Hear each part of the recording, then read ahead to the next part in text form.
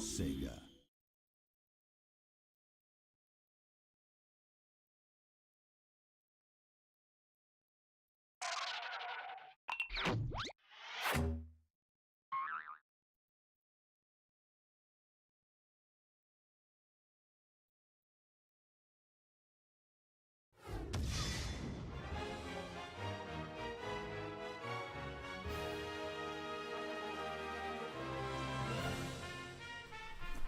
Hello, my name is Andrew and I'm a member of Cal Gaming. I am by myself again because the two boys have abandoned me. Well, we are heading back into the Sonic the Hedgehog universe with my turn to play a Sonic game. It is Sonic Unleashed for the PlayStation 3. This game was released in 2008 and this was Sega's apology after the abysmal that was Sonic 06. So this was the company's way of, again, apologizing to the fanbase, and they decided to go all the way out with the game in terms of the budget that they had. So we're starting off by this opening sequence, which to this day, in my opinion, is one of the best opening intros to a Sonic game, period.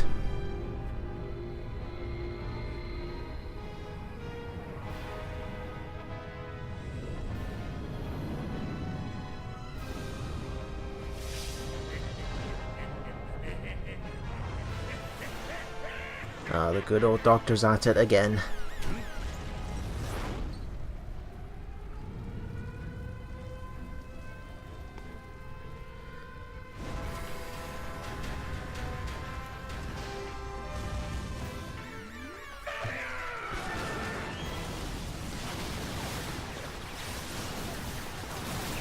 You know, this opening sequence actually, if the rumored Sonic the Hedgehog movie was ever released, I think they should do it in this style. I mean, the way this opening kicks off right off the bat, you've got intense action, little to no dialogue, all out, and plus it looks spectacular as well with the animation.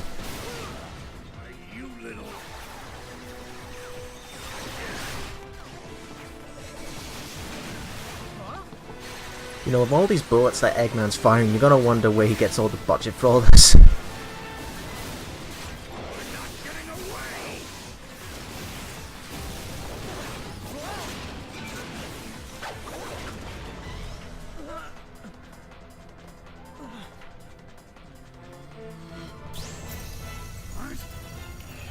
That's new. So yeah, we're starting off with Supersonic right off the bat. Yeah, Eggman's got the right idea. Get the fuck out while he can.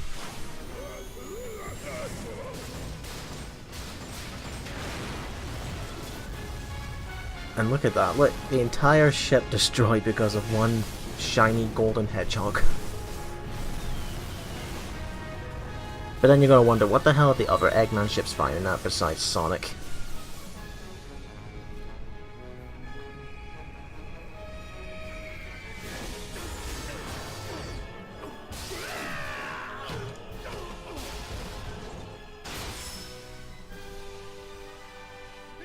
Sonic! I'm sorry. Really? Look, go easy on me. Really? You prime world domination, you give up so easily? Well, this is new. Showing remorse, Eggman? If you played nice, I would. Surely this can't be a trap. Yeah, I was wrong.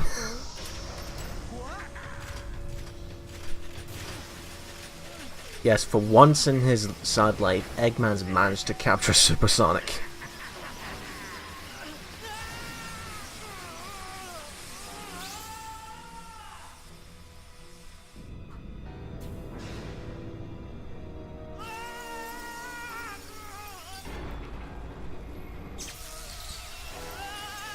Ah yes, that infamous mugshot that when it was released everybody went nuts over how silly it looked. Oh, I've waited a long time for this. Huh. Don't know if you will be able to see that, but if you looked on Eggman's cockpit there was a Sega Dreamcast just randomly there. A console made by Sega and a game made by Sega. How about that?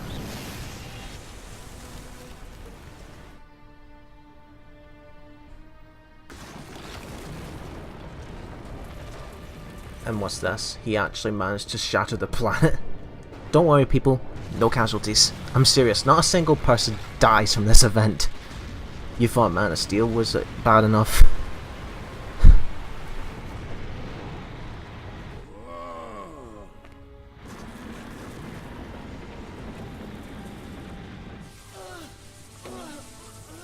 Here we go. The thing that everybody had an eyebrow raised.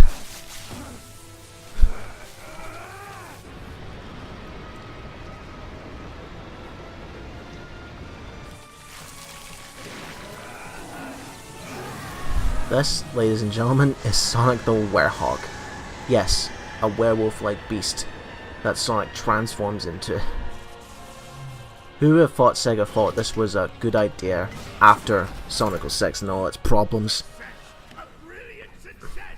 It's just as the Gaia manuscripts foretold! The entity that was sealed within the planet has awakened. Now I just need to harness its power. Eggman Land will finally come to be! Yeah! That's kind of a rubbish name for a theme park, don't you think? Eggman Land? Got it done it this time, Eggman. Ah, Sonic, that's a good look for you. Festive. So long, You gotta love how Eggman's not even scared by Sonic's bizarre transformation here. He's turned into this beast with huge teeth, claws, and arms.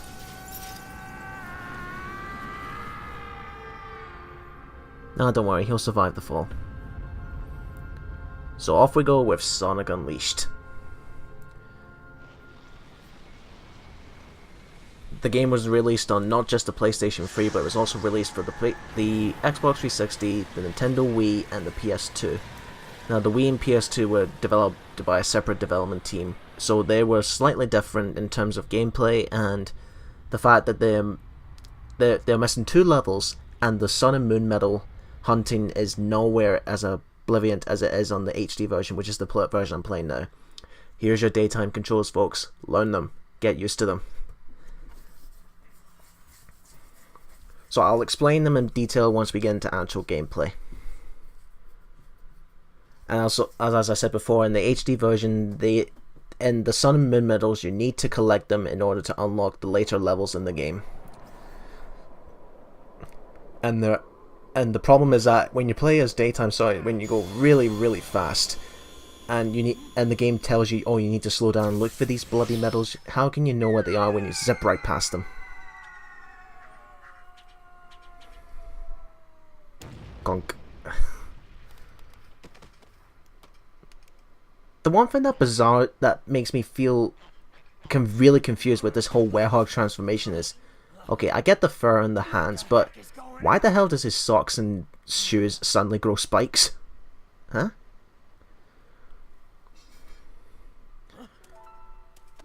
And here's our next new character for this game, Chip.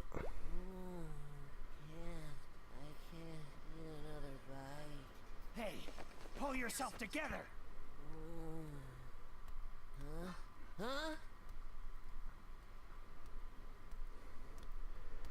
Oh my god, he's so hideous.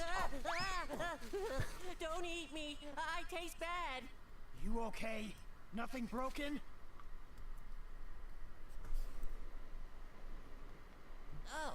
Awkward staring later. Conversation continues. Thanks for asking, Mr. Monster Guy. Mr. Monster Guy? Looks like things have gotten pretty ugly. Yeah, look at those teeth and those claws. So shiny. Anyway, I'm Sonic. Sonic the Hedgehog. Really? If you're Sonic, you really let yourself go, eh? huh? What is my name? Ah, great. Memory lost character trait. Who else hates this in any source of media? You forgot who you are? Yup. I remember something falling from the sky, and everything just going all white. And then nothing. I can't remember a thing past that. Oh, you poor sad soul. Fall on him. Oh man. What Yeah, do I obviously you do? did, What shit, can I dipshit. do? Where do I go from here? What'll I? I'm hungry. Hey, don't worry. I'll help you get your memory back.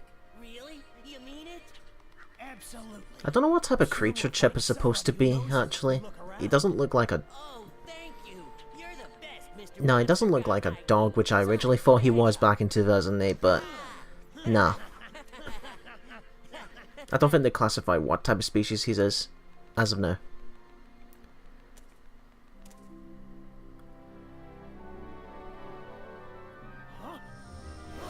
And when the sun rises, Sonic returns back to his normal self. Typical werewolf story. Well, in this game's case, they call it a werehog. So now we're going to go on to some gameplay, daytime gameplay. Now this is, you thought, if you were used to the classic Sonic games or Sonic Adventure style, well, you're purely wrong, because this game is all about speed and going really, really fast.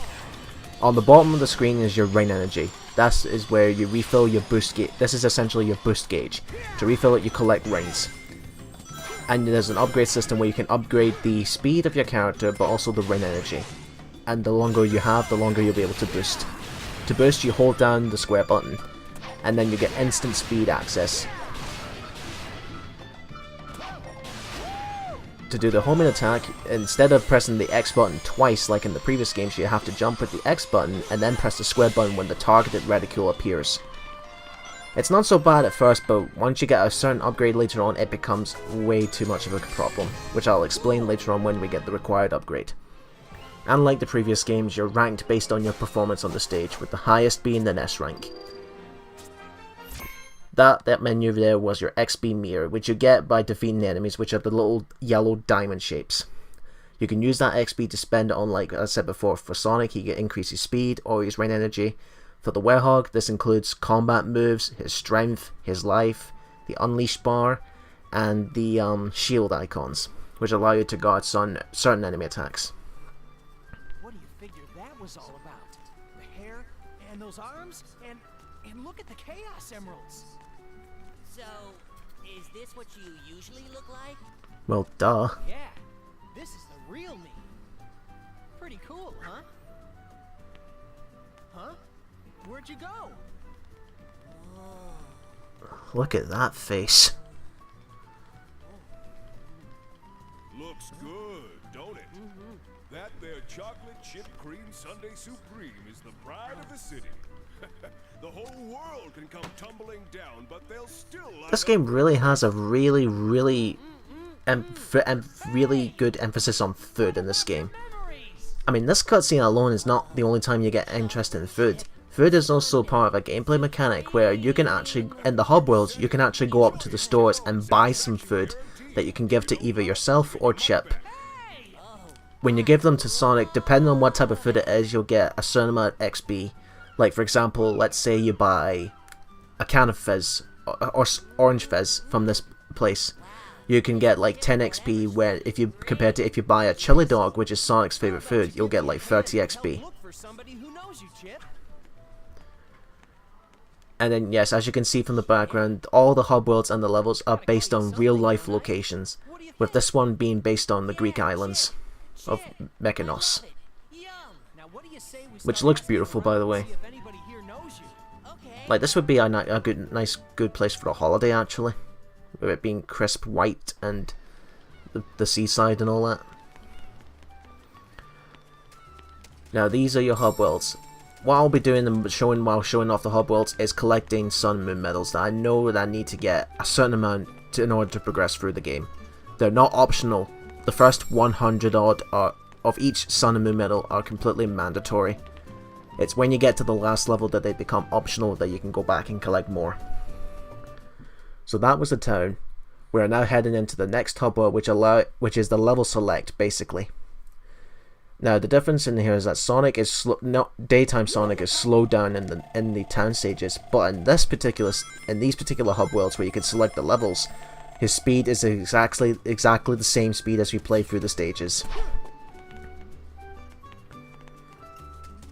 And don't worry, you'll get access to those areas later on.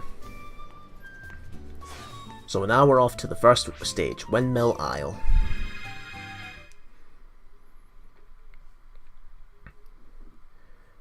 Well, also the circle button, what that does is when you're speeding at high speeds, there will be sections of the stage where it will request you to slide down onto tight spaces. You hold the circle button to slide. But there's actually a spinning kick move, but to be honest, I never used. I didn't really find it that useful. I mean, look how fast you can actually go in these stages. And like the Hedgehog engine, this game engine's called the Hedgehog engine. It was made by Sega themselves, and this was the first game to use it, and boy does it look gorgeous. Even when you're blazing at high speeds, the game still looks good.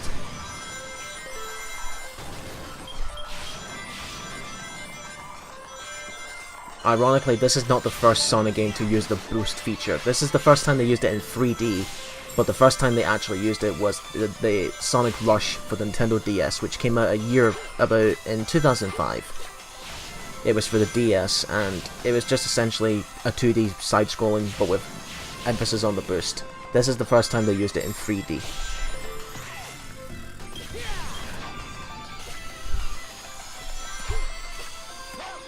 Now you would think you can go, yes you can go through this range, but because I've played this game too many times, I like to speedrun these and try and set new records for myself. Like, I believe the fastest time I've ever bet this particular stage was about 2 minutes 14 seconds.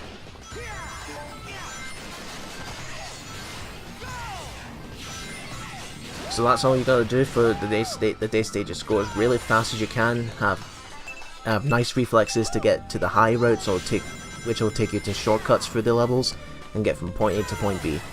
And again, this game has quick time events. At the beginning they're not so bad, you know, the QTEs basically, at the first couple of stages it's, if you succeed, you take the high route, which again is a shortcut and can lead to some hidden goodies like Sun Moo medals or an extra life. While if you fail the QTEs at the early stages, you'll just take the lower path, which will just be a bit longer.